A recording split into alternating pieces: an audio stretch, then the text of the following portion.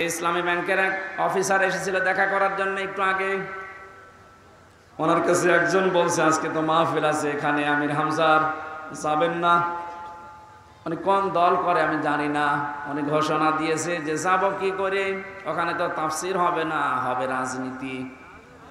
আপনি কথা বলতে পারলেন? আমি কোরআনে মানুষ উল্টাপাল্টা ধারণা করবে আমার কথা শোনার পরে, জন্য আমি আয়াত, পারা, পৃষ্ঠা, লাইন, রুকু, সূরার নাম, তাফসীরের নাম সব বলে দেই, যে আপনি বাড়িতে মিলিয়ে দেখেন আমার কথা কোরআন হাদিসের বাইরে যায় কিনা। এরপরেও যে লোকটাই কথা বলেছে যে ওখানে ওয়াজ হবে না, তাফসীর হবে না, রাজনীতি হবে, রাজনীতি কি ওয়াজের বাইরে? রাজনৈতিক জীবনে যারা ভুল করছেন, কোরআন আর হাদিস বাদ দিয়ে যারা রাজনীতি করে জাহান্নামে যাচ্ছে। আলহামদুলিল্লাহ, সিরাজগঞ্জ জেলার সলঙ্গা থানার অন্তর্গত সিরাজগঞ্জ রোডবাসী কর্তৃক আয়োজিত বৈষম্য বিরোধী ছাত্র আন্দোলনের শহীদদের আত্মার মাগফিরাত কামনা এবং আহতদের সুস্থতা কামনায় তাফসীরুল কোরআন মাহফিলের স্বনামধন্য সভাপতি জনাব আব্দুল বাকি আল হাদি, প্রধান অতিথি শাইখুল মাশায়েখ, আমাদের অভিভাবক, আমাদের আরাফাতের ভাই আলহাজ অধ্যক্ষ মাওলানা শাহিনুর আলম, চেয়ারম্যান দারুল ইসলাম ট্রাস্ট সিরাজগঞ্জ, জেলা আমির বাংলাদেশ জামাতে ইসলামী সিরাজগঞ্জ জেলা শাখা, এতক্ষণ যারা আলোচনা রাখলেন ইসলামিক চিন্তাবিদ, মুফাসসিরে কোরআন, আপনাদের জেলার কৃতি সন্তান জনাব মাওলানা রাকিবুল ইসলাম সিরাজি, আলোচনা রেখেছেন মাওলানা হোসাইন আহমেদ মাহফুজ সহ নামনা জানা অন্যান্য ওলামা ইকরাম, মঞ্চে বসা ওলামা ইকরাম, সামনে বসা মুসলমান ভাইরা, পর্দার আড়ালের সম্মানিতা মা এবং বোনেরা, প্রশাসনের ভাইরা, আর বলা লাগছে না, কারণ এটা না হলেও এখন চলছে। 5 তারিখের এই পর থেকে আজকের এই 1 তারিখ পর্যন্ত প্রায় 26-27 দিন হয়ে গেল। এই 26 দিনে যতগুলো অনুষ্ঠান করেছি, একটাতেও কোনো পাহারাদার হিসাবে প্রশাসনের কাউকে লাগে না, অথচ কোনো জায়গায় বিশৃঙ্খলা হয়েছে আমি শুনিনি। তার মানে এর আগে এই যে 14 জায়গায় পারমিশনের নামে যে বিরক্ত করা হতো আমাদের, এটা একটা ষড়যন্ত্র। কোরআনে কারীম যেন মানুষ শুনতে না পারে, এর কাছে আসতে না পারে, তার একটা দুর্বিসন্ধি চলছিল। ওইভাবে যদি বারবার বিরক্ত করা হয়, মানুষ আস্তে আস্তে কোরআনের পথ থেকে সরে যাবে, এ বুদ্ধি দিয়েছিল উনি যে বলছিলেন আমার কুষ্টিয়ার একজন, এই লোকটা। এই 15 বছর বহু বুদ্ধি দিয়েছে, তার ভেতরে এই লোকটা একজন। আল্লাহ ধরা, শক্ত ধরা, ধরেছে ওই রকম করে।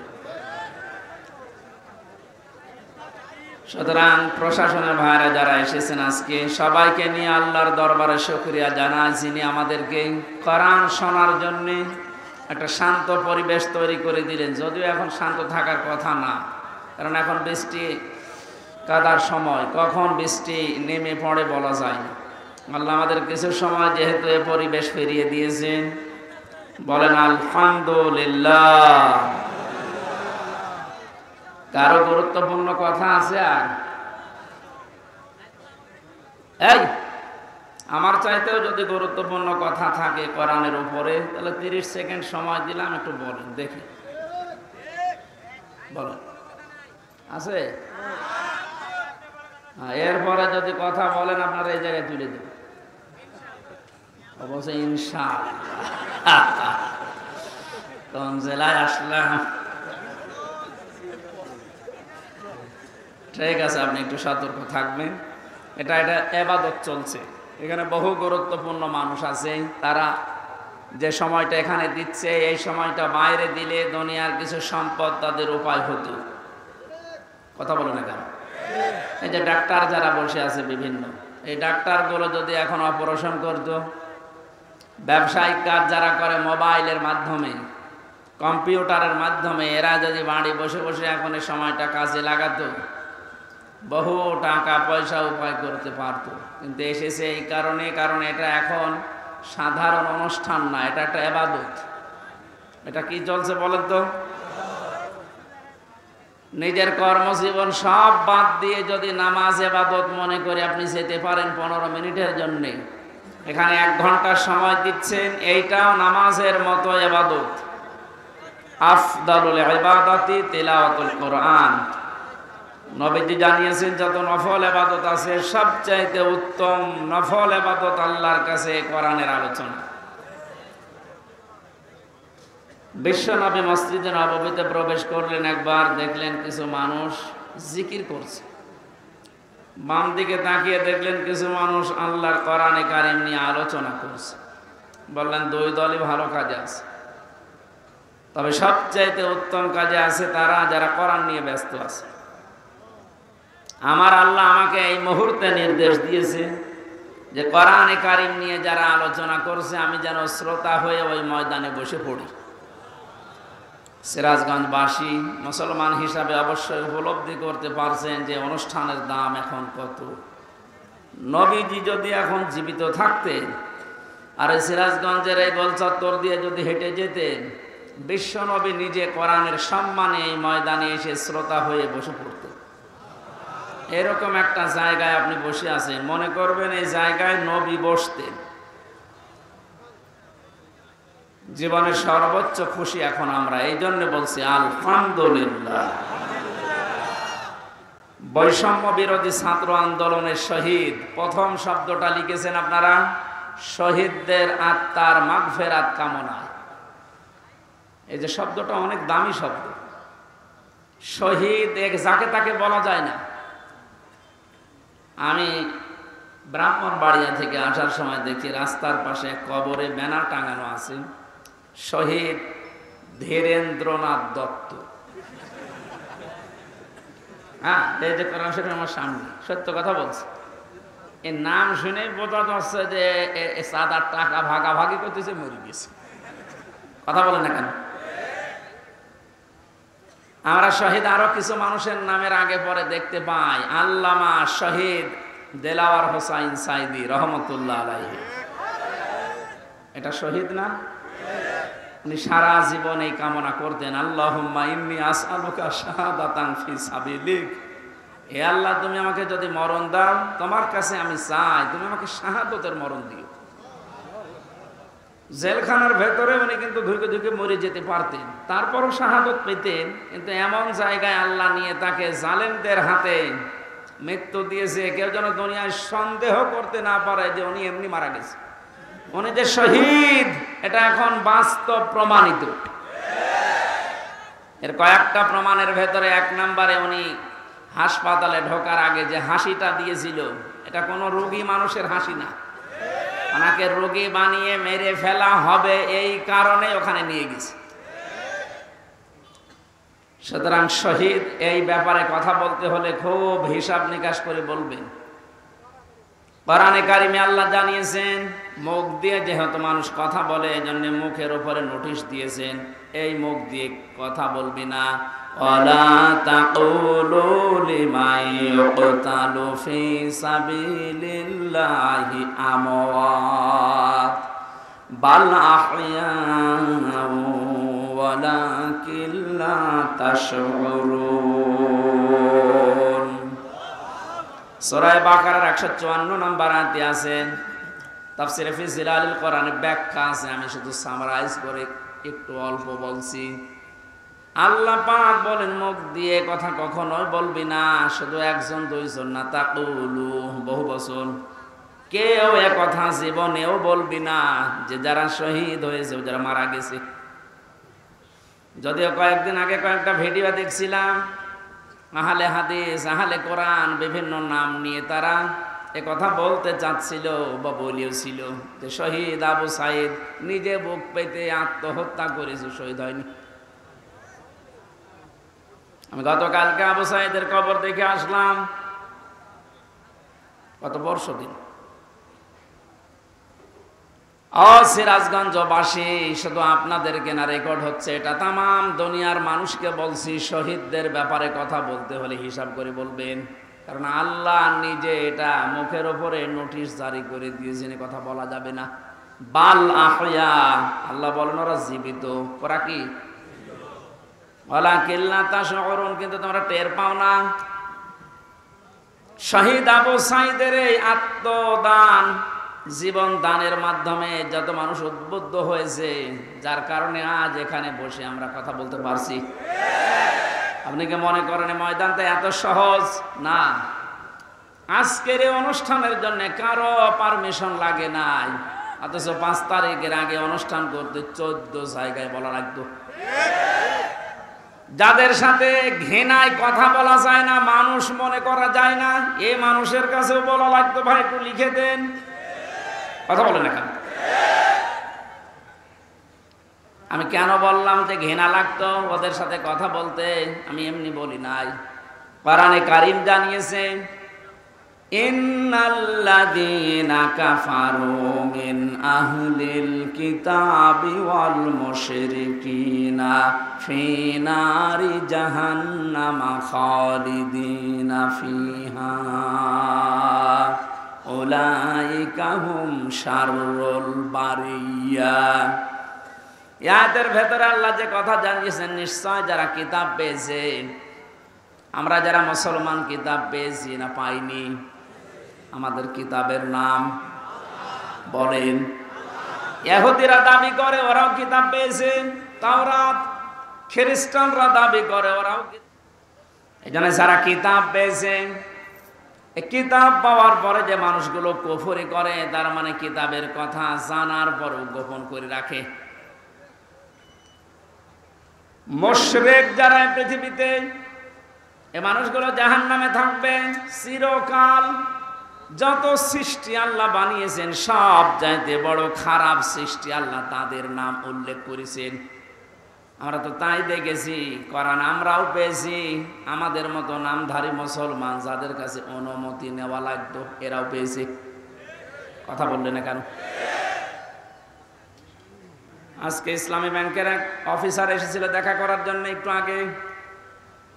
ওনার কাছে একজন বলছে আজকে তো মাহফিল আছে এখানে, আমির হামজার যাবেন না? উনি কোন দল করে আমি জানি না, উনি ঘোষণা দিয়েছে যে যাব কি করে, ওখানে তো তাফসীর হবে না, হবে রাজনীতি। আপনি কথা বলতে পারলেন? আমি কোরআনে মানুষ উল্টাপাল্টা ধারণা করবে আমার কথা শোনার পরে, জন্য আমি আয়াত, পারা, পৃষ্ঠা, লাইন, রুকু, সূরার নাম, তাফসীরের নাম সব বলে দেই, যে আপনি বাড়িতে মিলিয়ে দেখেন আমার কথা কোরআন হাদিসের বাইরে যায় কিনা। এরপরেও যে লোকটাই কথা বলেছে যে ওখানে ওয়াজ হবে না, তাফসীর হবে না, রাজনীতি হবে, রাজনীতি কি ওয়াজের বাইরে? রাজনৈতিক জীবনে যারা ভুল করছেন, কোরআন আর হাদিস বাদ দিয়ে যারা রাজনীতি করে জাহান্নামে যাচ্ছেন, আপনাকে তো আমার বাঁচানো লাগবে। আপনি আরো বন্ধু মনে করে আসবেন, তাড়াতাড়ি না উল্টাপাল্টা ফতোয়া দিয়ে নিজেও আসেন না, মানুষের মন সন্দেহ তৈরি করেন। যিনি কথা বলেছেন তিনি ভুল পথে আছেন। আপনি এখন যদি তাওবা না করেন যে ওখানে গেলে রাজনীতি হবে, তাফসীর হবে না, আপনি যদি একথা সজ্ঞানে বলে থাকেন, আপনার ঈমান নষ্ট হয়ে গেছে। কারণ রাজনীতি এ শব্দটা কোরআনে নেই। বলেন,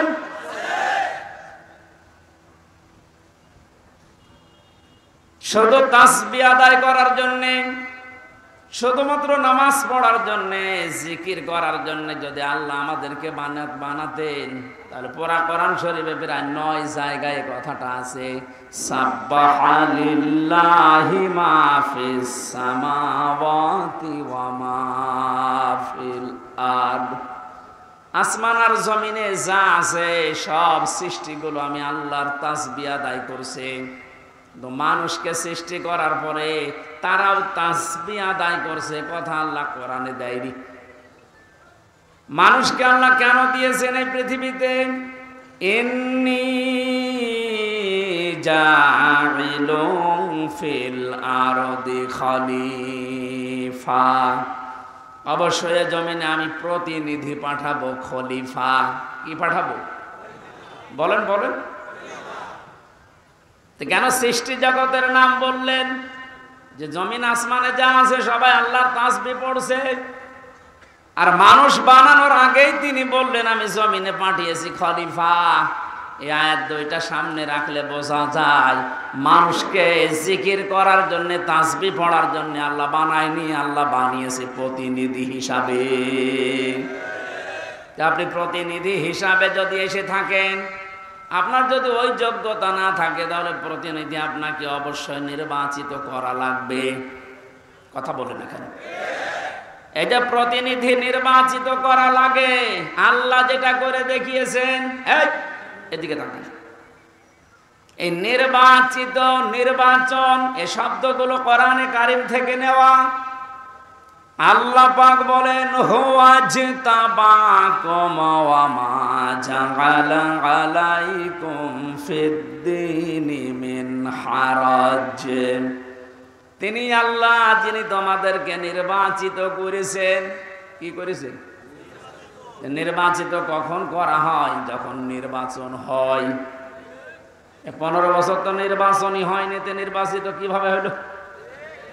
তার মানে যারা ছিল সব অনির্বাচিত। নির্বাচিত যেন করা যায় সেজন্যই তো ফিল্ড লাগবে। সমান সমান ফিল্ড না হলে আপনি নির্বাচিত করবেন কি করে? আমিরে জামাত ডাক্তার শফিকুর রহমান এইটাই তো জানাতে যাচ্ছে জাতির কাছে, যে যারা দায়িত্বে আছে তাদেরকে একটু সময় দেন, তারা এই ফিল্ডটা তৈরি করে দিক। এটা ছিল না বলেই তো আপনি আন্দাজে অনির্বাচিত, নির্বাচিত বলে আপনি ঘোষণা দিতেন।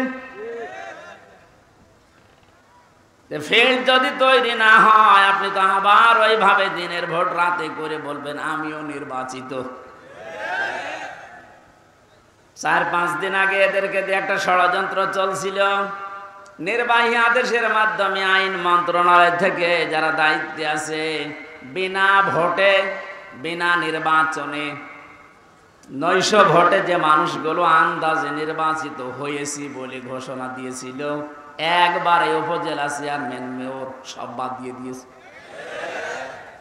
ওই মানুষগুলো শুরু করেছিল, না আমরা তো নির্বাচিত। কিসের নির্বাচিত? তোমাকে ফের তৈরি করেছিলে।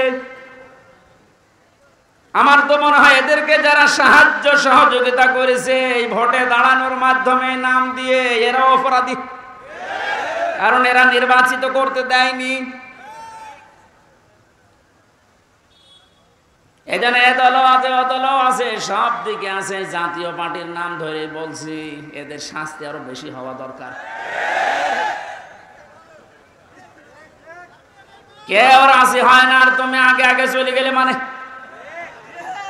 আল্লাহ বলছেন হুয়াজতাবাকুম, তিনি নির্বাচিত করেন। নির্বাচন না হলে উনি নির্বাচিত করবে কি করে?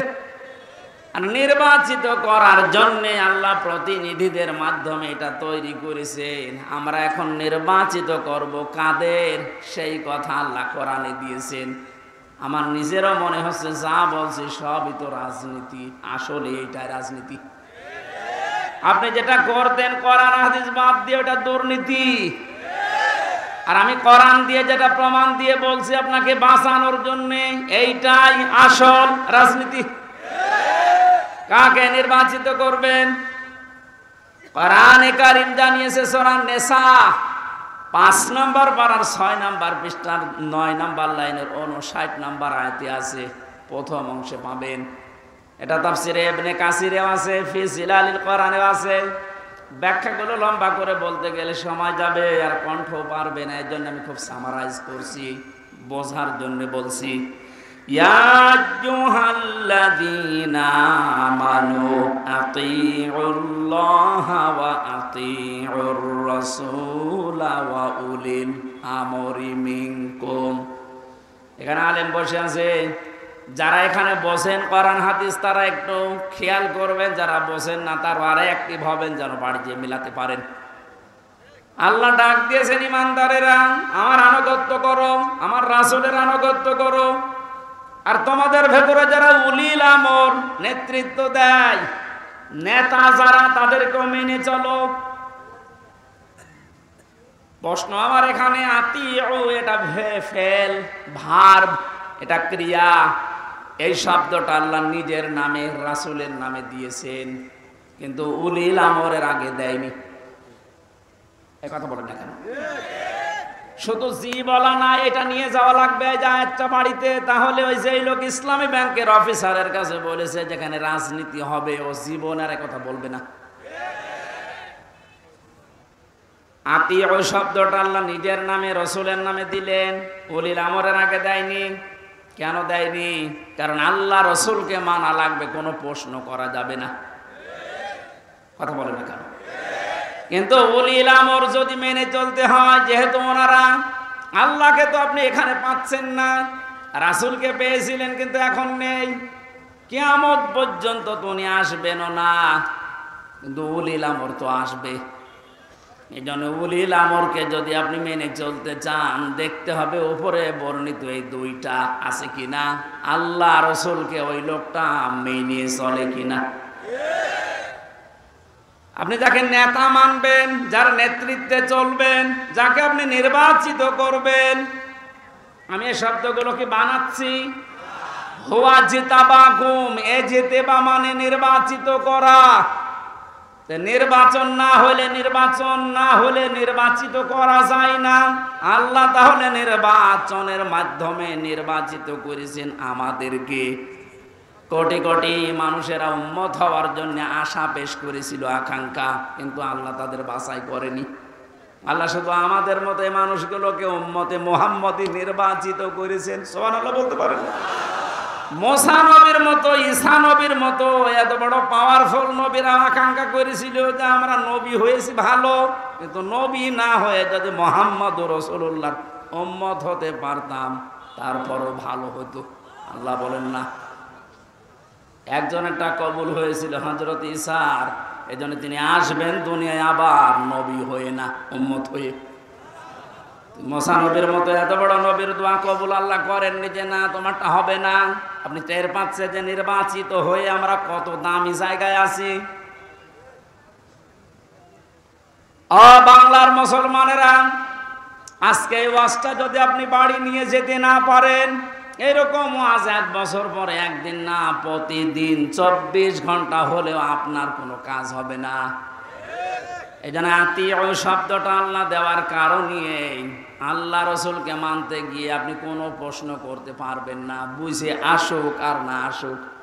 হয়তো আপনার স্বল্প জ্ঞানে বুঝে আসছে না, কথা বলেন না কেন? তা আল্লাহ আপনার চাইতে ভালো বোঝে না, বোঝেন না? কিন্তু উলিল আমর যারা, এদেরকে মানতে হলে মাস্ট বি, অবশ্যই দেখা লাগবে লোকটা আল্লাহ রসুলকে মেনে চলে কিনা। যদি মেনে চলে তাকে মানা ফরজ, যদি মেনে না চলে তাকে মানা হারাম।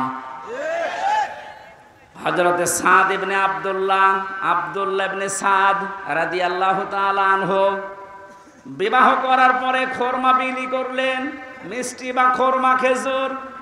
মোনাজাত কমপ্লিট হয়ে গেছে, বিয়ে শেষ, বাসর ঘরে যাবেন, হঠাৎ করে এক কাছের চিঠি নিয়ে এসেছে, ডাক দিয়ে বলে আব্দুল্লাহ খলিফাতুল মুসলিমিন হযরত ওমর চিঠিটা পাঠিয়েছে।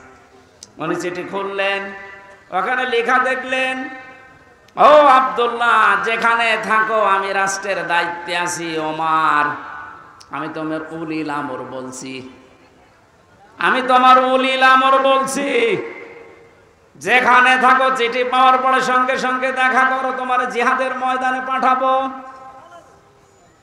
উনি মুরব্বীদেরকে জিজ্ঞাসা করলেন, মুরব্বীরা বলে হ্যাঁ আপনি যান, কিন্তু বাসরটা শেষ করেন। হযরত আব্দুল্লাহ ওই মজলিসে উঠে দাঁড়িয়ে কোরআনের কয়েকটা আয়াত পড়ে তাদেরকে জানিয়েছিলেন, ইযা কিলা লাকুম ফিরু ফি সাবিলিল্লাহি সাকালতুম ইলাল আরদ আরাদিতুম বিল হায়াতিদ দুনিয়া মিনাল আখিরাহ ফামা মাতাউল হায়াতিদ দুনিয়া ফিল আখিরাতি ইল্লা কলিল।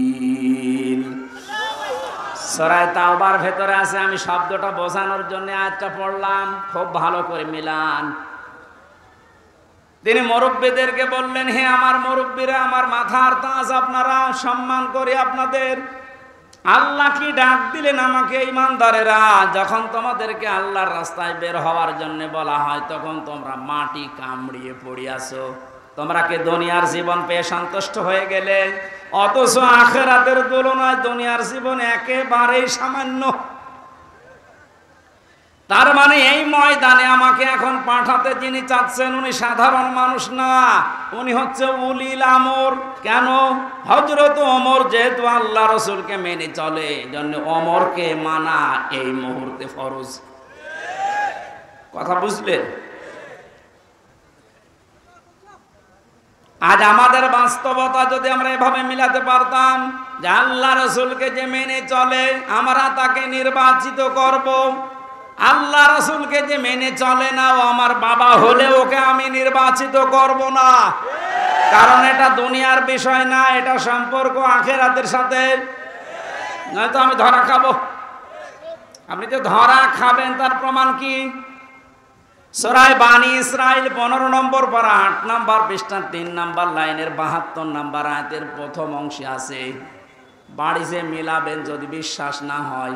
আবার ওই লোকের মতো আবার বললেন না যে না আজকে রাজনীতি হচ্ছে।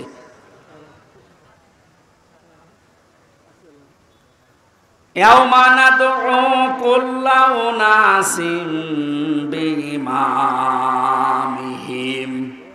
আল্লাহ পাক বলেন কিয়ামতের দিন আমি প্রতিটি মানুষকে বিচারের দ্বিতীয় স্টেপে, প্রথম স্টেপে ডাকবে একা একা, আর দ্বিতীয় স্টেপে প্রতিটি মানুষকে আল্লাহ ডাক দেবে তার নেতার সাথে। কার সাথে? আগে নেতা, এরপরে কর্মী। এটা রেকর্ড হয়ে সারা বাংলাদেশে কালকে ছড়িয়ে যাবে।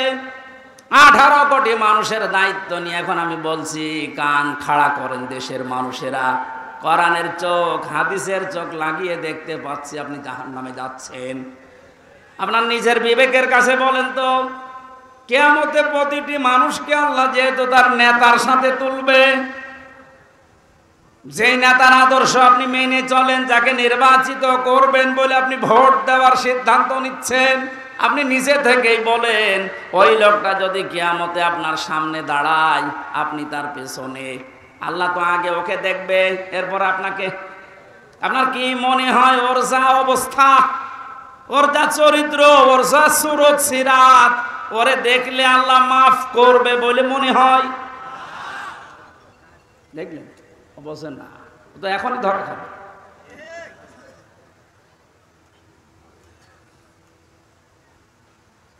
আপনি নিজে এখনই বললেন যে আমি যার পেছনে আছি, অন্তত যাকে নির্বাচিত করতে চাই বলে সিদ্ধান্ত নিচ্ছি, ভোট দেব বলে আমি মনে মনে করছি, এই লোকটার সাথে কিয়ামতে আল্লাহ ডাকলে আমারে মাফ করবে না, নিজে বলল।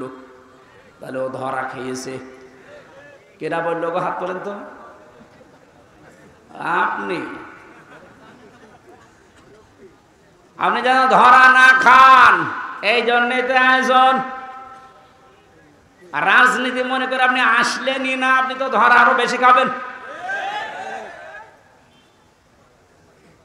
পাগলকে যদি বলা হয় নৌকা নাড়াবি না, ও বলে আমার মনে ছিল না। আরে ভাই, আমি তো আজকে কবরের ওয়াজ করবো বলে এসেছিলাম, আপনি কি মনে করে দিলেন? মনে যখন করে দিয়েছেন আপনাকেও বাঁচাতে হবে, আমারও বাঁচতে হবে। এই জন্য উলিল আমর মানার ক্ষেত্রে খুব সতর্ক। এটা দুনিয়ার বিষয় না, এটা রাজনীতি মনে করবেন না, এটা আপনার আখিরাত জড়িত। আল্লাহ তুমি আমাকে যেভাবে বুঝিয়েছো কোরআনে কারীম, সবাইকে ওই সহজভাবে বোঝার তৌফিক দাও।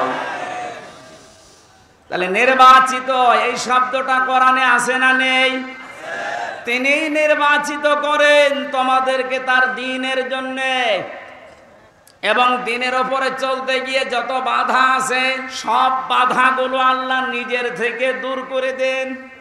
এই হুয়ার ফাইল আল্লাহ নিজে। জেলা আমির সাহেব যেটা ইঙ্গিত দিয়েছিলেন যে অনেকের ইমানে 15 বছরে প্রায় নড়বড়ে হয়ে গিয়েছিল, এটা জেলখানার অন্ধ প্রকোষ্ঠে থাকলে আরো বেশি হয়ে যায় অনেকের। আমারও প্রায় কি হচ্ছে, এত কিছু হয়ে গেল, কিছুই করেন আল্লাহ। আল্লাহ বলেন দিনের উপরে যদি সত্য সত্যই টিকে থাকতে পারো, যত বাধা বিপত্তি ঝড় ঝাপটা আসবে আল্লাহ নিজে ওইটা দূর করে দেবে। এটা যে আল্লাহ নিজে দূর করে দিয়েছে। আমরা অনেকে মনে করছি ছাত্রদের কারণে, না, আল্লাহ নিজে দায়িত্ব নিয়ে এ পাথর সরিয়েছে। ছাড়া এ পাথর সরানোর জন্য শুধু ছাত্ররা না, আল্লাহ যদি নিজে দয়া না করতো কখনো এ জালেম পালাতো না। ওর মনের ভেতরে আল্লাহ এত ভয় তৈরি করে দিয়েছে, দলীয় লোকগুলোকে বইলিয়ে যাবে সে সময়ও পায়নি। মাঝখান থেকে এই পাগলরা এখন বিপদে আছে। আমার মনে হচ্ছে পাগলগুলো বেশি অত্যাচার করেছিল এই যে হারুন আঙ্কেল। হারুন আঙ্কেল ওনার নাম এখন সারা পৃথিবীতে জানে, 3 ইঞ্চি। কি নাম দিয়েছে, মহিলারাও 3 ইঞ্চির খবর নেই। মেয়ে লোক সেও বলে 3 ইঞ্চি, ধরা পড়েছে। 5 তারিখের পর থেকে আজকের এই 31 তারিখ পার হয়ে আজকের 1 তারিখ পর্যন্ত বারবার ঘোষণা দেখেছে আমাদের অভিভাবক যিনি, শুধু বাংলাদেশের না, গোটা পৃথিবীর ইসলামী আন্দোলনের অভিভাবক তিনি এখন ডাক্তার শফিকুর রহমান। দূর থেকে উল্টা পাল্টা ধারণা করতে পারেন যে কি এমন উনি জেনারেল শিক্ষিত একটা ডাক্তার। আরে ভাই, তার ইখলাস জানেন, তার তাকওয়া জানেন, তার ইবাদতের খবর জানেন। আমি ছিলাম তার সাথে 4টা দিন। আমার তো মাঝে মাঝেই মনে হয় পৃথিবীতে কেউ যদি জিন্দা ওলি দেখতে চায়, ওই আস্তালায়, গাছতলায়, বসতলায় যারা বসে আছে বটতলায়, ওরা আল্লাহর ওলি না। আল্লাহর ওলি দেখতে চাইলে আপনি ওই লোকটার দিকে তাকিয়ে থাকবেন। তার ইবাদতের মারটা আপনি খোঁজ পাবেন না। এই যে সকালবেলায় এই 65 বছরের একটা মুরব্বী মানুষ, সকাল বলতে রাত 4:30টার সময় ডাক দেয়। ওই সময় হাতে হ্যান্ডকাপ দিয়ে, পায়ে বেড়ি দিয়ে কোর্টে নিয়ে যাচ্ছে।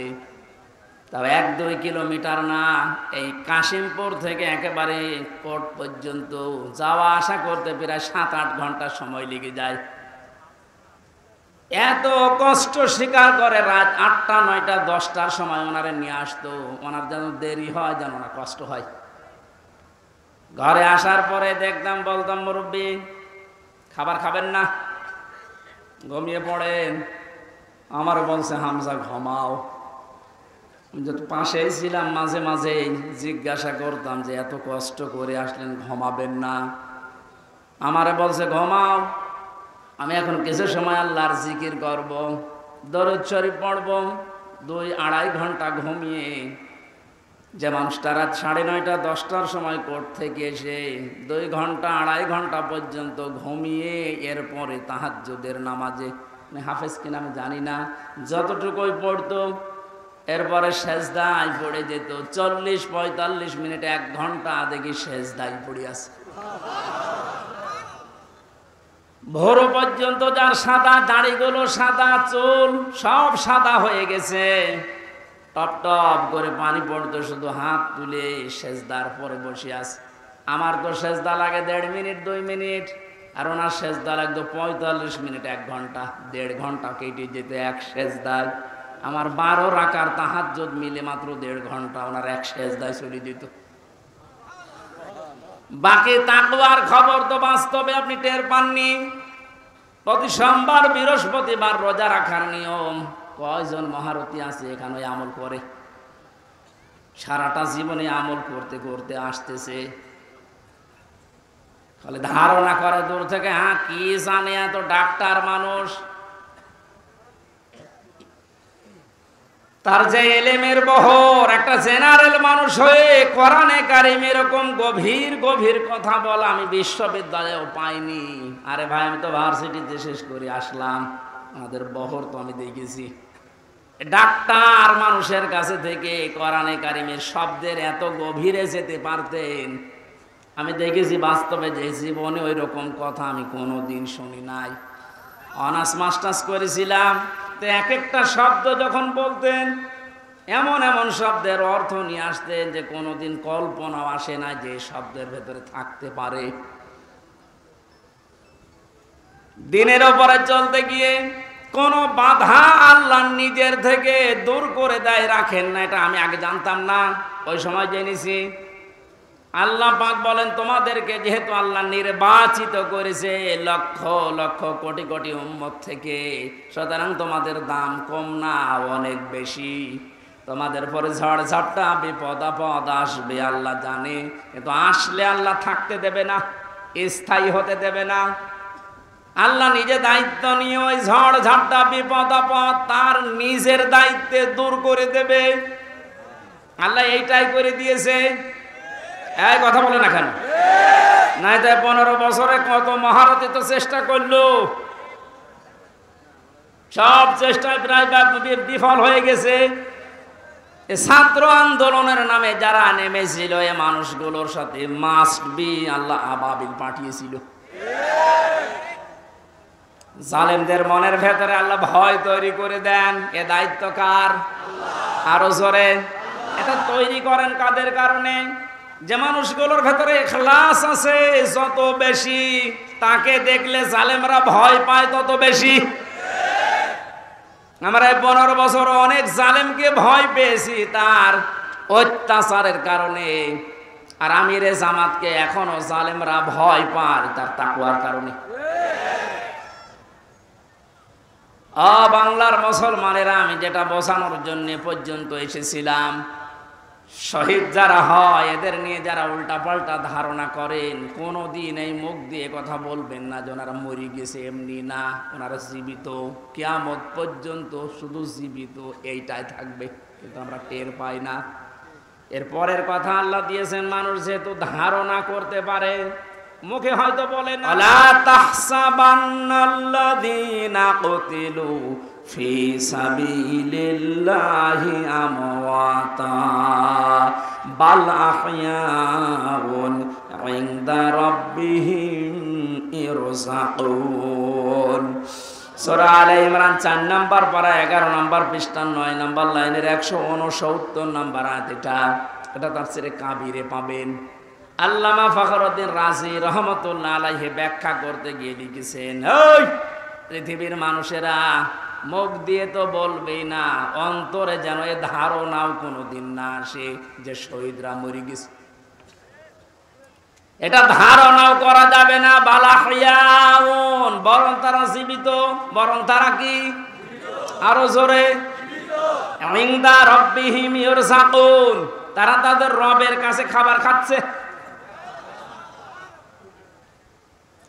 শহীদ আবু সাঈদের বাড়িতে গিয়েছিলাম, যে গরিব মানুষ, 6টা ছেলে ওনার, এটাই ছোট।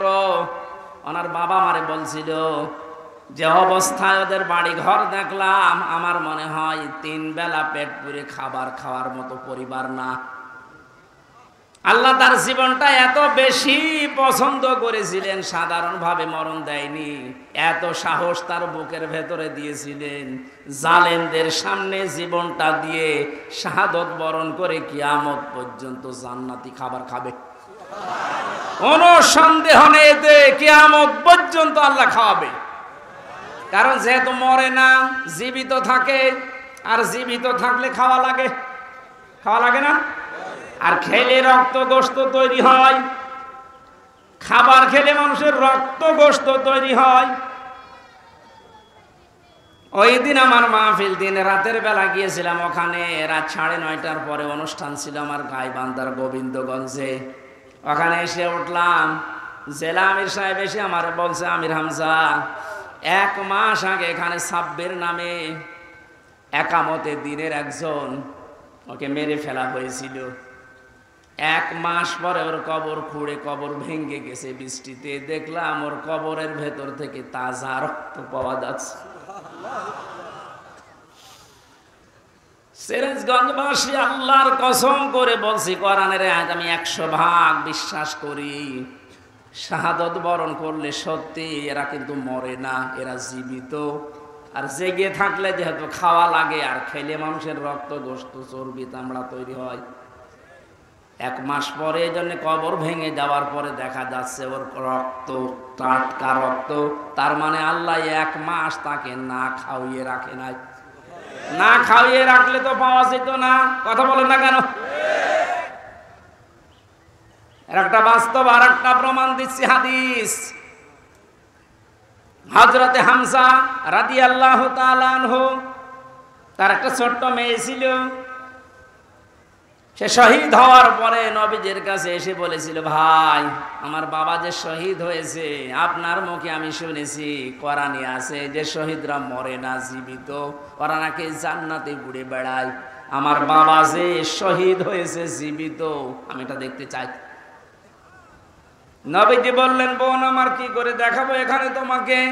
হঠাৎ করে ছোট মেয়েটা আকাশের দিকে তাকিয়ে বলছে, আব্বু আমি এখানে। নবীজি বলছেন, বোন কাকে ডাক দাও? বলছে, আব্বু ওই যে পাখা লাগিয়ে কার সাথে যেন উঠতেছে। বিশ্ব নবী বলেন, বোন আমার ওটা দুনিয়া না, ওটা জান্নাতের ভেতরে তোমার বাবা জান্নাতের পাখি হয়ে উঠতেছে। এই লোকটাকে 70 টুকরা করা হয়েছিল। এক লজ্জা স্থান কেটে 3 টুকরা করেছে। বিভিন্ন জায়গায় ছড়িয়ে ছিটিয়ে দিয়েছে, উহুদের ময়দানে, পাহাড়ি এলাকায়। সাহাবায়ে কেরাম তার লাশ টুকরা টুকরা গুলো এনে যখন এক জায়গায় করলেন, কয়েকটা টুকরা আর পাওয়া যায়নি, এমন দূরে দূরে তারা ফেলে দিয়েছে। নবীজি নিজের চাদরটা দিয়ে হযরতে হামজাকে ঢেকে দিলেন। মাথা থেকে হাঁটু পর্যন্ত ঢেকেছিল, হাতিয়ে সেটা পার বেরিয়ে থাকে, ঢাকা যায় না। আল্লাহর নবী মুহাম্মদ রাসূলুল্লাহ নিজে সাহাবীদেরকে দিয়ে পাহাড়ি এলাকার লতা পাতা দিয়ে তার পাটা ঢেকে দিলেন, কবরে রাখলেন।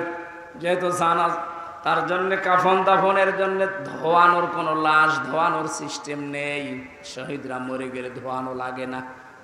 যেভাবে ইন্তেকাল করবে, শাহাদত বরণ করব, ওইভাবেই কবরে দেওয়া লাগবে। কারণ কিয়ামতের দিন উনি ওইভাবে আল্লাহর সামনে উঠে দাঁড়াবে। আপনি যদি দেখবেন আবু সাঈদ কিয়ামতে যখন উঠবে, 4টা গুলি লেগেছে যেখানে যেখানে, ওইটা নিয়ে দাঁড়াবে ঠিক ওইভাবে। আল্লাহ জিজ্ঞাসা করবে, আবু সাঈদ তোমার শরীরে এতগুলো গুলি, রক্তের দাগ কেন? বলবে, আমি জালেমদেরকে হটানোর জন্য, মানুষের অধিকার প্রতিষ্ঠার জন্য চেষ্টা চালিয়েছিলাম। শেষ পর্যন্ত জালেমরা আমার বুকে, আমার পেটে, আমার মুখের উপরে গুলি লাগিয়েছে। যে সমস্ত জায়গায় গুলি লেগেছে, ওই জায়গাগুলো একেবারে জিন্দা নিয়ে তোমার সামনে আমি হাজির হয়ে গেছি। হযরতে হামজাকে আল্লাহর নবী কবরে রাখলেন। এই ডিস্টার্ব হচ্ছে কেন? ডাক দিয়ে বলেন হামজাকে, রব্বুল আলামিন এই যে আমার চাচাকে আমি কবরে রাখলাম, এখন পর্যন্ত আমার চাচার উপরে আমি রাজি আছি, খুশি আছি। মাবুদ আমি তোমার গোলাম হয়ে বলছি, তোমার রাসূল হয়ে দাবি করছি, আমার চাচা হামজার উপরে তুমি রাজি হয়ে যাও। নবীজি বলেন, যদি আমি রাজি হয়ে গেছি, আল্লাহ তুমি রাজি হয়ে যাও, আল্লাহ দেরি করবে? দেরি যে করে না, এই আয়াত তার প্রমাণ তাফসিরে পেয়েছি আমি। ওনাকে কবর দেওয়ার 30 বছর পর কবরটা ভেঙে গিয়েছিল। মদিনায় একটা ঢল হওয়ার কারণে দেখে রক্ত ভেসে আসতেছে পানির ভেতরে। ওই সময় হযরতে হামজার সাথে যারা ছোট বয়সে যুদ্ধ করেছিল, তারা এখন মুরব্বী হয়ে গেছে। রক্ত অনুসন্ধান করতে করতে গিয়ে দেখে 30 বছর আগে মুহাম্মদুর রাসূলুল্লাহর চাচা হযরতে হামজাকে ওরা যেখানে যেখানে আঘাত করেছিল তরবারি দিয়ে, ওই জায়গাগুলো দিয়ে ফিনকি দিয়ে রক্ত বের হচ্ছে। বাংলার মুসলমানেরা ভালোভাবে মিলান, আল্লাহ যে আহইয়াউন দিয়ে শেষ করেননি, ইনদা রাব্বিহিম ইরযাকুন, তারা তো জীবিত এবং খাবার খায়। উনি যে খাবার খেয়েছে তার প্রমাণ 30 বছরের তাজা রক্ত। কথা বলেন না কেন? এই জন্য কোনোদিনই ধারণা করবেন না যে যারা শহীদ হয়ে গেল এরা মরে গেছে, বলবেন তো নাই, ধারণা করা যাবে না। এই শহীদদের আত্মার মাগফিরাত আল্লাহ ওদেরকে এমনিতেই মাফ করে দিয়েছে। কারণ কি? ওয়ালিয়ালামাল্লাহুল্লাযীনা আমানু ওয়া ইয়াত্তাখিযা মিনকুম শুহাদা আল্লাহু লা ইউহিব্বুজ জালিমিন। রব্বুল আলামিন বলেন, কিছু মানুষকে আমি সাধারণভাবে মরণ দিতে চাই না। যার ঈমান এবং যার অ্যাক্টিভিটিস কাজকর্ম আমার কাছে পছন্দ হয়, ওই মানুষটাকে আমি আল্লাহ শাহাদতের মরণ দিয়ে ধন্য করে দেই। আর জেনে রাখো আয়াতের শেষের কথা, আল্লাহু লা ইউহিব্বুজ জালিমিন। কোন জালেমকে আমি ভালোবাসছি না, বাসবো না। এটা মোজারে বর্তমান ভবিষ্যৎ, প্রেজেন্ট ফিউচার। এজন্য জালেম সারা তাদের কপাল বড় খারাপ। আপনার দুনিয়াও শেষ, আখিরাত তো শেষই। আমি দোয়া করলেও হবে না জালেমদের জন্য, কারণ আল্লাহু লা ইয়াহদিল কওমাজ জালিমিন। জালেমদেরকে আল্লাহ হেদায়েত দিচ্ছে না, দেবে না। আমরা আর যাই করে যেন জালেম হয়ে না যায়। এই শব্দটা যেহেতু খুব গুরুত্বপূর্ণ, জালেম। আজ অনেক জালেম বিদায় নেওয়ার পরে এখন অনেকে নব্য জালেম হওয়ার জন্য চেষ্টা চালাচ্ছে। গতকালকে চুয়াডাঙ্গার একটা খবর শুনলাম, আমি কোরআনের আয়াতের সাথে মিলিয়ে আশ্চর্য হয়ে গেছি। জালেম বিদায় নিল, এ জালেম আসলো কোত্থেকে? সূরা বাকারার 114 নম্বর আয়াতটা। এই এদিকে তাকান। অমান আযলামু মিম্মান মানাআ মাসাজিদাল্লাহি আইয়ুযকারা ফীহা ইসমুহু ওয়া সাআ ফী খারাবিহা ইলা আখির আয়াত। ওরা কোরআনে কারীম থেকে দার্স দিচ্ছিল, এক জালেম এসে বলছে এটা বন্ধ করো, এটা মসজিদের ভেতরে রাজনীতি চলবে না। আমি মিলিয়ে দেখলাম কোরআনে কারিমের আয়াত আল্লাহ মনে হয় ওর নাম দিয়েই নাযিল করেছে। আমান আসলাম, আল্লাহ বলেন বড় জালেম দেখতে চাও? আমি আল্লাহর দৃষ্টিতে সবচাইতে বড় জালেম ওই লোকটা, মিম্মাম মানাআ মাসাজিদ আল্লাহ, যে লোকটা আল্লাহর মসজিদের ভেতরে নিষেধ করে, আইয়ুযকারা ফীহা ইসমুহু, তার নামের জিকির করতে, তার নামের আলোচনা করতে আল্লাহর ঘর মসজিদে যারা নিষেধ করে এরা আল্লাহর দৃষ্টিতে বড় জালেম। আমরা মনে করছি জালেম হয়তো বিদায় হয়ে গেছে, না, এখনো নব্য জালেম তৈরি হচ্ছে। এজন্য জালেম যদি কেউ হয়ে থাকেন, বুঝে হন আর না বুঝে হন, থামেন, আপনার কপালে আগুন লাগবে।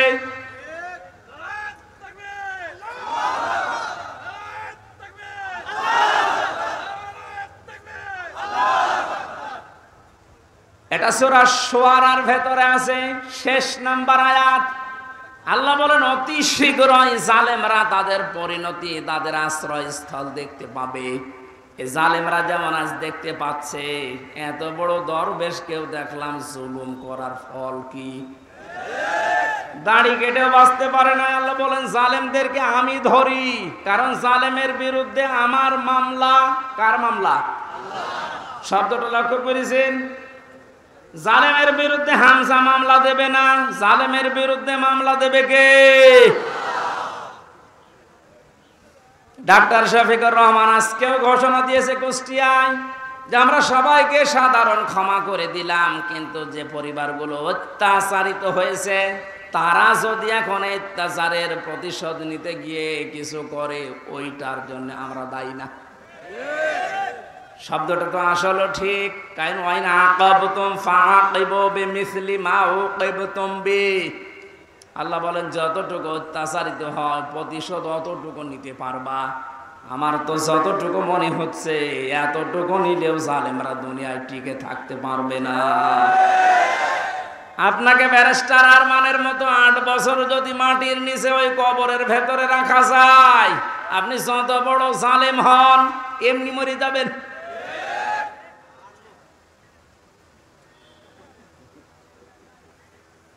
আমার উপরও যতটুকু অত্যাচার হয়েছিল আমি চাই যাদের দ্বারা হয়েছে, যে মানুষগুলোর ইঙ্গিত হয়েছে, আমি ওই মানুষগুলোকে অতটুকু না করে ছাড় দেব না। যে যা বলে বলুক গা, এখন যাদের মাফ করে দেন না, কিসের মাফ? কোনো মাফ নেই আপনার কারণে। আমার ছোট মেয়েটা আমার এখনো পর্যন্ত চেনে না। দোষ করে যদি আপনি শাস্তি দিতেন আমি মেনে নিতাম, কিচ্ছু জানি না আপনি কেন আমার জীবনে এই কাজ দিলেন। আর যেভাবে রেখেছিলেন আমাকে আর মাওলানা মামুনুল হককে, কোনো আলেমকে এত কষ্ট আমার বাংলাদেশে আমি আর শুনি নাই। আপনি আমার মতো একটা ছোট মানুষকে 24 ঘন্টা তালাবদ্ধ রেখে মনে হচ্ছে আমি ফাঁসির কন্ডেম ছেলে আছি, কত বড় অপরাধী। অথচ যে মামলাও দিয়েছিলেন, শাস্তি দিলেও 3 মাসের বেশি আপনি রাখতে পারেন না। এটা মূল্য চুরি মামলা। জালেমদেরকে মাফ করে দেওয়া মানে মজলুমের উপরে অবিচার করা। এক কথা বলছেন এখন। সারা বাংলাদেশের 18 কোটি মানুষকে যদি এই আয়না ঘরের সাথে যারা জড়িত ছিল, সে যেই কয়জনই হোক, যারাই জড়িত এর সাথে, এদেশের 18 কোটি মানুষ যদি মাফ করে দেয়, ব্যারিস্টার আর মানের বউ মাফ করবে না। আপনি ওই জায়গায় থাকলে আপনারও মনে হতো না আমি মাফ করবো না। আপনি যদি প্রথমেই বলে দিতেন যে তাকে আমরা মেরে ফেলেছি, মেয়েটা অন্য জায়গায় বিয়ে করতে পারতো। এক কথা বলছেন এখন। এমন অবস্থায় রাখলেন তার বউটা বিয়েও করতে পারে না 8টা বছর।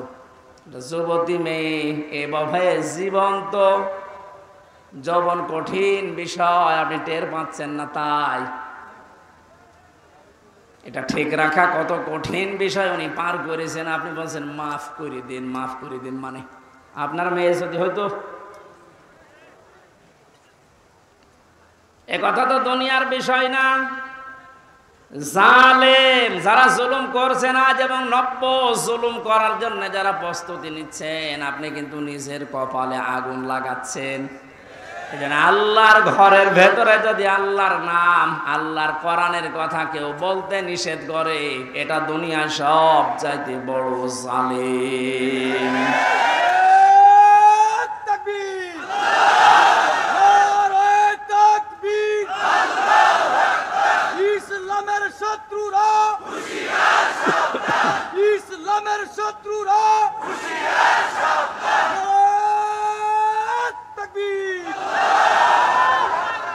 এবার একটা কঠিন আয়াত বলছি, খুব ভয়ঙ্কর। এটা আমি যে জালেম জালেম জালেম বলছি বারবার, কেন জানেন? কারণ জালেমদের বিরুদ্ধে আল্লাহ নিজে অভিযোগ দায়ের করবেন, নিজে মামলা ঠুকে দেবেন। ইন্নামাস সাবিলু আলাল্লাযীনা ইয়াযলিমুনান নাস। সূরা শুরার 42 নম্বর আয়াত প্রথম অংশে আছে, আল্লাহ পাক বলেন অবশ্যই আমি আল্লাহ নিজে মামলা দেব জালেমের বিরুদ্ধে, যারা মানুষ হয়ে মানুষের উপরে জুলুম করেছে, অত্যাচার করেছে। এজন্য বাংলার জালেমেরা আপনার দুনিয়ার জীবন শেষ, আর আখেরাত তো আপনি আল্লাহর মামলার আসামি। যিনি বিচারপতি, যিনি রায় দেবেন, তিনি যদি মামলার বাদী হয়, তা আপনি তো একেবারে সরাসরি খালাস পেয়ে যাবেন। বলেন না কেন? আমার মামলার যারা আসামি, যারা বাদী ছিল, যারা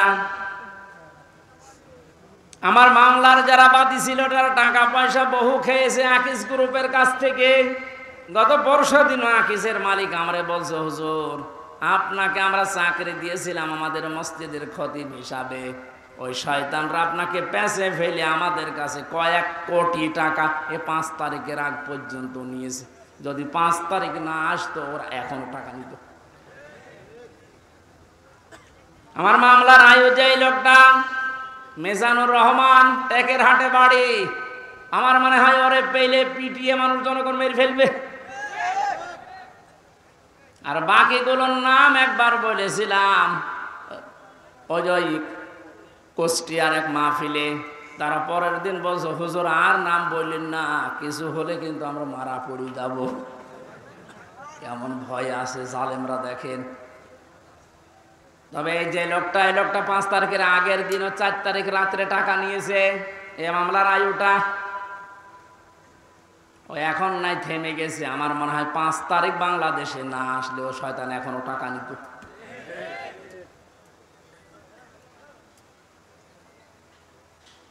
আপনারা তো আল্লাহর মামলার আসামি, আমার মামলা গত বৃহস্পতিবারে সব ঢিসমিস হয়ে গেছে, খারিজ করে দিয়েছে।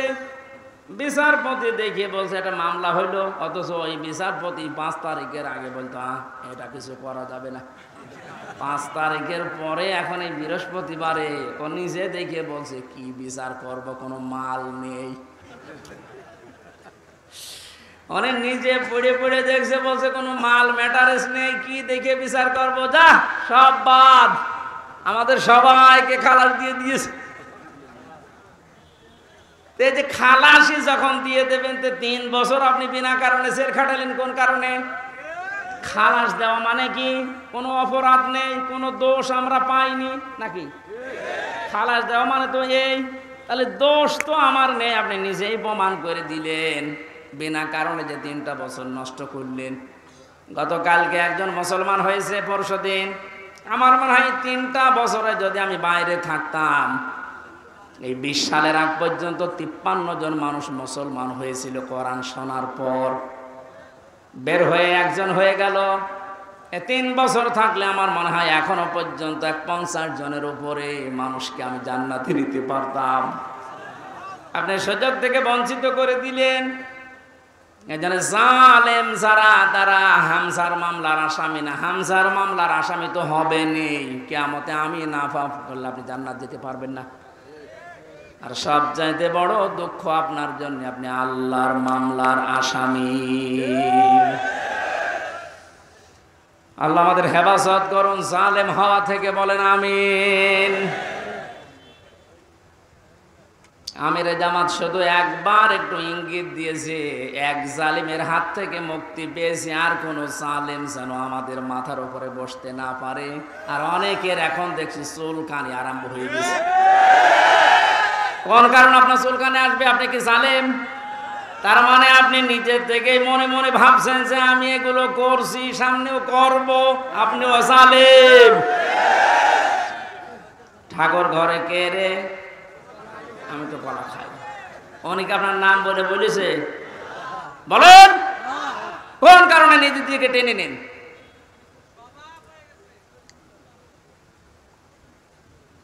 পাপ যদি পূর্ণ হয়ে যায় তখন কিন্তু আল্লাহ আর ছাড় দেয় না। ওয়ালা ইয়াহসাবান্নাল্লাযীনা কাফারু আন্নামা নুমলি লাহুম খায়রুল লিআনফুসিহিম ইন্নামা নুমলি লাহুম লিয়াজদাদু ইসমা ওয়া লাহুম আযাবুম মুহিন। কাফেররা ধারণা করে আমাদের চেয়ার যে বসে আছি, ক্ষমতার চেয়ার, এর নড়ন চড়ন নেই, এটা মনে হয় আল্লাহ ভালোবেসে আমাদেরকে দিয়েছে। আল্লাহ বলেন না, ওরা মনে করে আমাদের কল্যাণের জন্য চেয়ার, আমরা যা করছি সবই তো বৈধ। আল্লাহ বলেন তোদেরকে তোদের পাপের বোঝাটা পরিপূর্ণ করার জন্য আমি আল্লাহ চেয়ারে বসিয়ে রেখেছি। ওরা সর্বশেষ পাপের বোঝা পরিপূর্ণ করেছে ইসলামী আন্দোলন, একামতে দিন, জামাত ইসলামকে নিষিদ্ধ করার মাধ্যমে। এটা না করলে পাপের বোঝা পরিপূর্ণ হচ্ছিল না। যে শয়তানগুলোর পরামর্শ এটা করেছিল, শয়তান এখন সব ডিম খাচ্ছে, সবগুলো ডিম খাচ্ছে, পচা ডিম। কথা বলে না কেন? লিয়াজদাদু ইসমা, ওদের পাপের বোঝা 5 তারিখের আগ পর্যন্ত পূরণ হয়নি।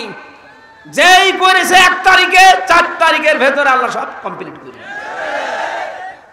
আল্লাহুম আযাবুম মুহিন, ওদের জন্য অপমানজনক শাস্তি। এর চাইতে আর কত অপমান হবে বলেন? বলছিলেন না জেলামের যে কেক মারছে,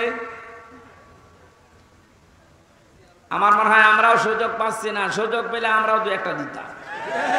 কারণ আপনারা যা করেছেন আমার সাথে, কম বেশি এই দেশে যদি 10 জন আলেমকে পরিস্থিতির দিক থেকে, এলেম আমল না, শুধু পরিস্থিতির দিক থেকে 10 জন মানুষকে সারা বাংলাদেশে চেনে, তার ভেতর আমি একজন। পেটের ভেতর থেকে শুনতে শুনতে আসে যে হামজা বলে একজন আছে।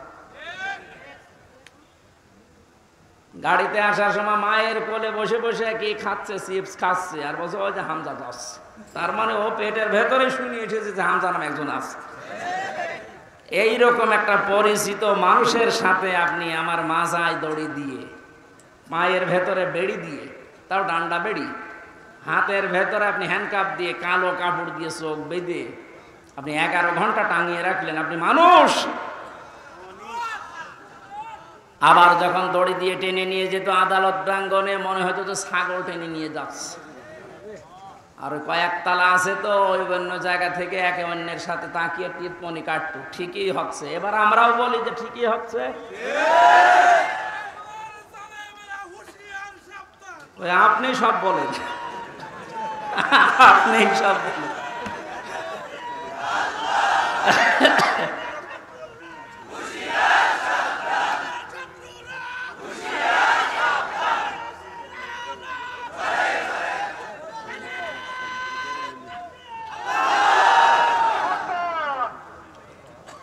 আমাদের মুরব্বী, আমাদের মাথার তাজের কথা মতো আপনাদেরকে আমরা মাফ করে দিলাম, কিন্তু আপনারা যা করেছেন, কোরআন হাদিস পড়ে যা বুঝছি, আল্লাহ আপনাদের মাফ করবে না, আল্লাহ নিজে আপনাদের বিরুদ্ধে মামলা দেবে। জালেম যারা এবং জালেম এখন যারা নতুন করে হচ্ছেন, আপনারা আল্লাহর মামলার কেসের আসামি। খুব গুরুত্বপূর্ণ বিষয় এটা, খেয়াল করে জীবন চালাবেন। যে মানুষগুলোর আত্মার মাগফিরাত এবং রূহের আহত মানুষদের সুস্থতায় কামনায় তাফসীর মাহফিলের আয়োজনে, বিশাল আয়োজনে যারা আঞ্জাম দিয়েছে, যারাই খেদমত করেছে এত বড়, আল্লাহ প্রত্যেককেই তাদের মনের কামনা বাসনা পূরণ করুন। আমরা বারবার বলছি, আমরা কিন্তু এখনো পর্যন্ত বিজয় অর্জন করতে পারি নাই, আমরা শুধুমাত্র স্বাধীন হয়েছি কেবল। আমরা জুলুম মুক্ত হয়েছি, এখনো পুরোপুরি না, ষড়যন্ত্র তো থেমে নেই। এই জন্য আসল বিজয় হবে তখন যখন দেখব কোরআনে কারিম দিয়ে 56,000 বর্গ মাইল চলছে। কারণ এই দেশটায় 53 বছরে বাবা চালিয়েছে, স্বামী চালিয়েছে, চাচা চালিয়েছে, বুবু চালিয়েছে, ভাবি চালিয়েছে, সবই আমি না দেখিয়ে মুরব্বীরা দেখিয়েছে। এক কথা বলে না কেন? শুধুমাত্র এখন দেখতে বাকি আছে এইটা দিয়ে চললে কেমন লাগে, এইটা দিয়ে যেন সংসদ চলে, দেশটা চলে, দেখতে চান না?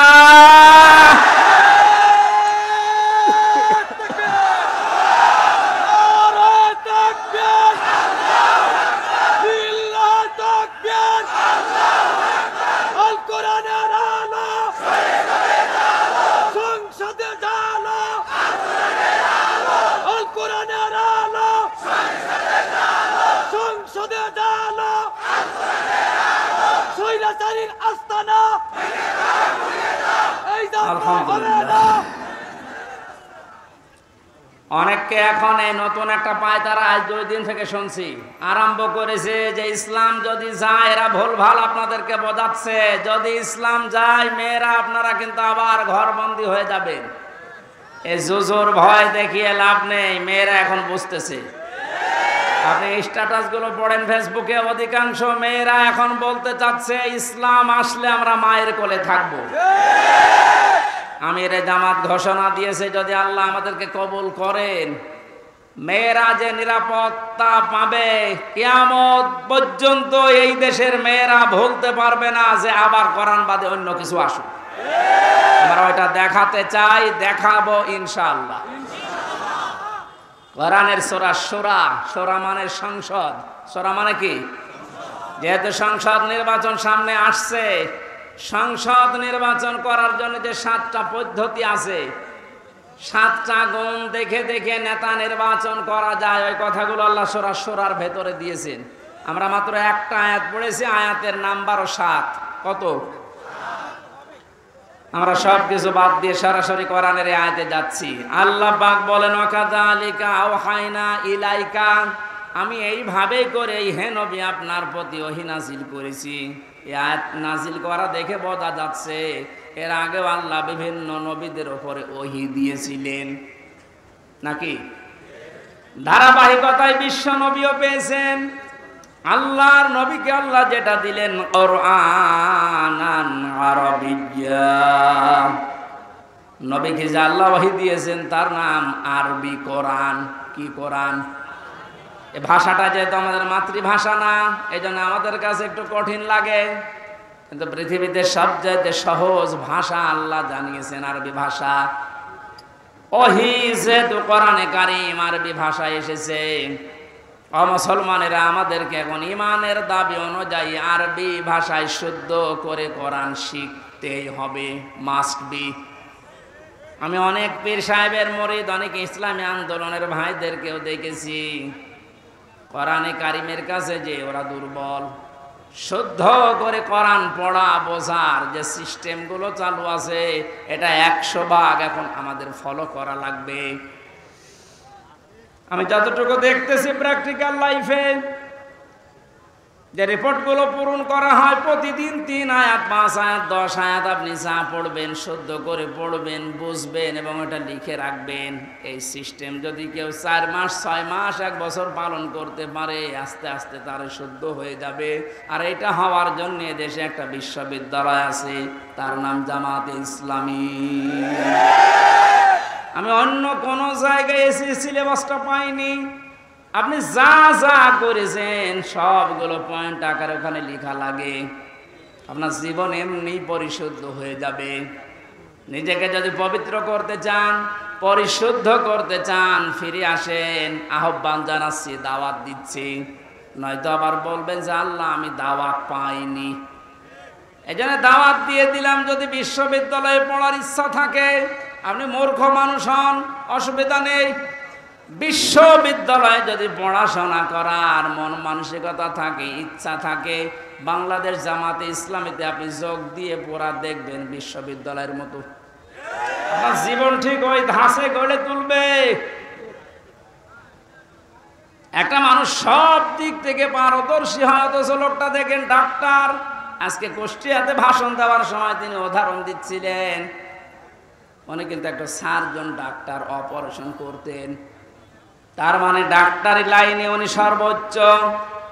কোরআনে কারিমের লাইনে তো আমি নিজে দেখেছি তার জ্ঞানের বহর এবং শুদ্ধ। হাদিসের লাইনে উনি পাণ্ডিত্য অর্জন করেছে অনেক আমাদের মতো হাজারো আলেমের চাইতেও বেশি। ইংরেজিতে বক্তব্য দিচ্ছে। অনেকে আছে ইংরেজি বক্তব্য দূরের কথা, ইংরেজির নাম শুনলে ভয় পায়। কথা বলছে না কেন? চারিদিক থেকে জ্ঞান অর্জন করার জন্য লোকটাকে যে জায়গা থেকে তুলে নিয়ে এসেছিল আল্লাহ, ওখানে যদি এতদিন থাকতেন বড় নাস্তিক হয়ে যেতেন ইনুর মতো। সেখান থেকে আল্লাহ তুলে এনে কত বড় দায়িত্ব দিয়েছে তার মাথার উপরে। এই জন্য এই বিশ্ববিদ্যালয়ে আপনিও ভর্তি হতে পারেন, এখনো সুযোগ সময় আছে। আপনাকে আমরা জান্নাতে নিয়ে যেতে চাই বিশ্ববিদ্যালয়ে ভর্তি হওয়ার মাধ্যমে। সাফ কথা বলছি, জীবনে গুনাহগার যদি হয়ে থাকেন, গুনাহ অল্প স্বল্প যাই থাক, যদি একামতের দিন কায়েম করা লাগবে দিন, এই আন্দোলনের সাথে একনিষ্ঠভাবে ইখলাসের সাথে লেগে থাকতে পারেন, আমি কোরআন হাতে নিয়ে গ্যারান্টি দিতে পারি আল্লাহ আপনাকে জাহান্নামে দেবে না। সূরা সফের আয়াত। আবার বলছি, ইসলামী আন্দোলন যদি দুনিয়ায় করেন, একামতের দিন কায়েম করার জন্য ইখলাসের সাথে অ্যাক্টিভিটিস নিয়ে যদি ময়দানে থাকেন, কায়েম হলে ভালো, না হলেও আপনার অসুবিধা নেই।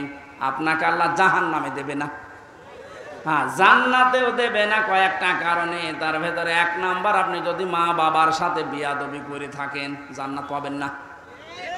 আর এই বিশ্ববিদ্যালয়ে আসলে মা বাবার সাথে বিয়াদবি করার কোনো রাস্তা খোলা নেই। সবগুলো একেবারে ট্রেনিং দিয়ে দিয়ে ওই পর্যায়ে নিয়ে যাওয়া হয়।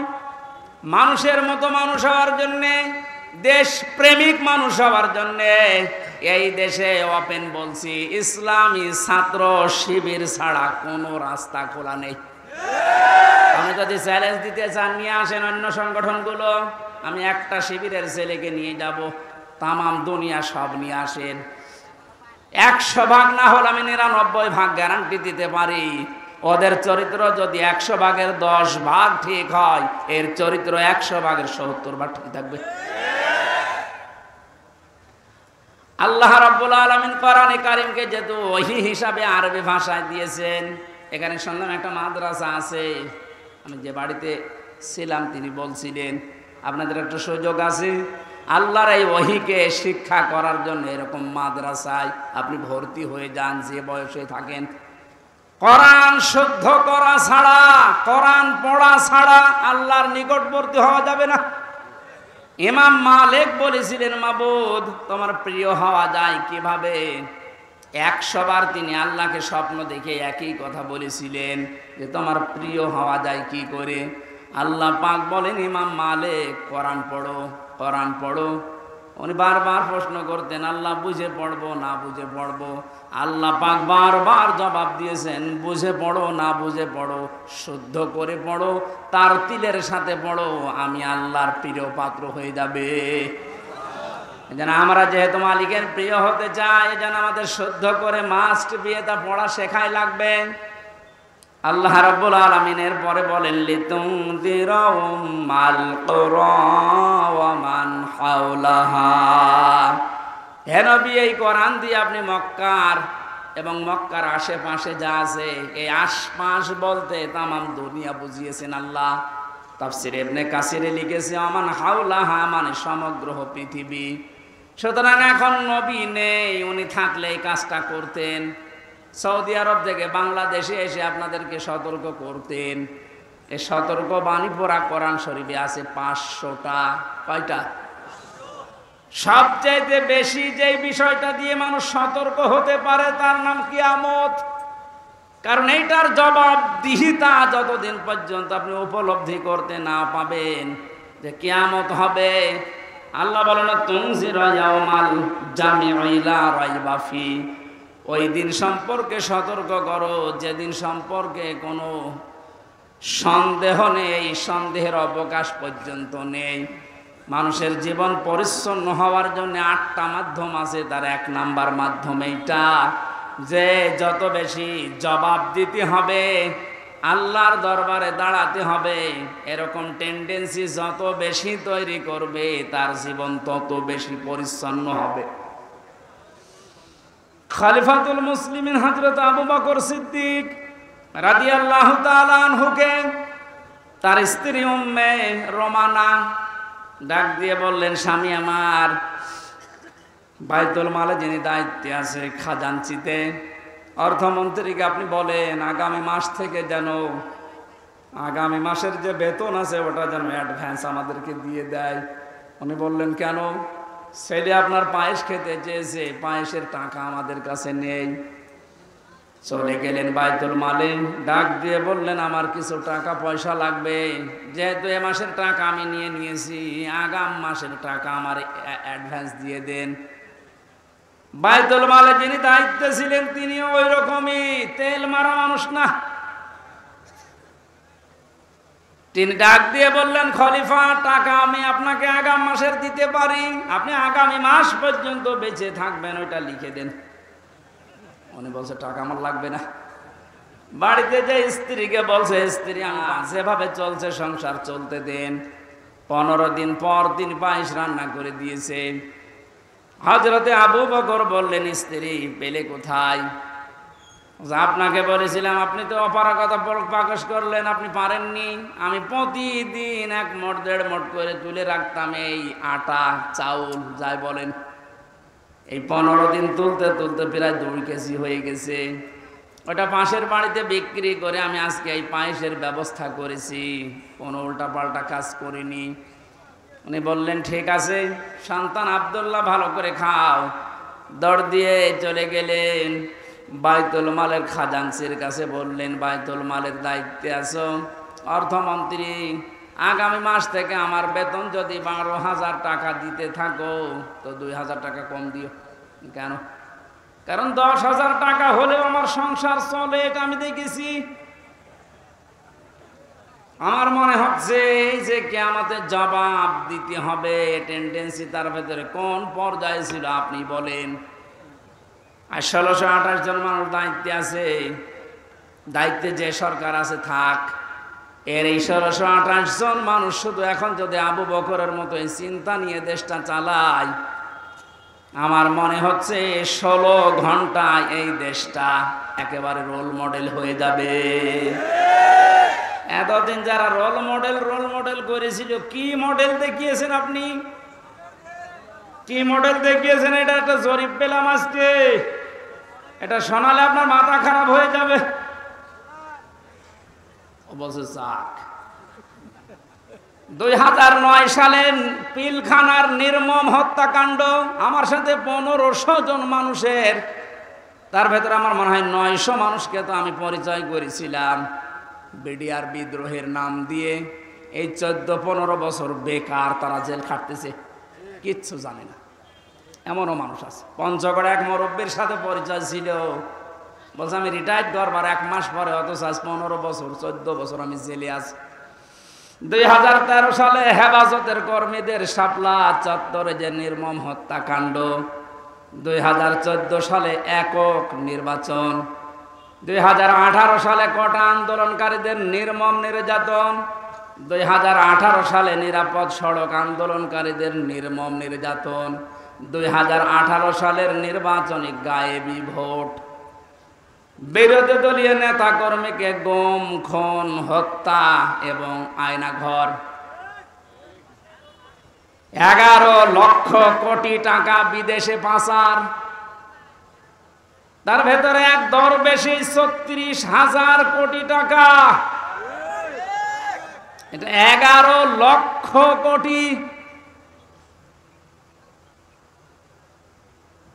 দলীয় প্রয়োজনে পুলিশকে ব্যবহার, বাক স্বাধীনতা কেড়ে নেওয়া, সর্বশেষ ২০২৪ সালে কোটা আন্দোলনের নামে গণহত্যা। এর একটা অস্বীকার করতে পারবেন? আমি দেয়নি, বিবিসি দিয়েছে জরিপটা।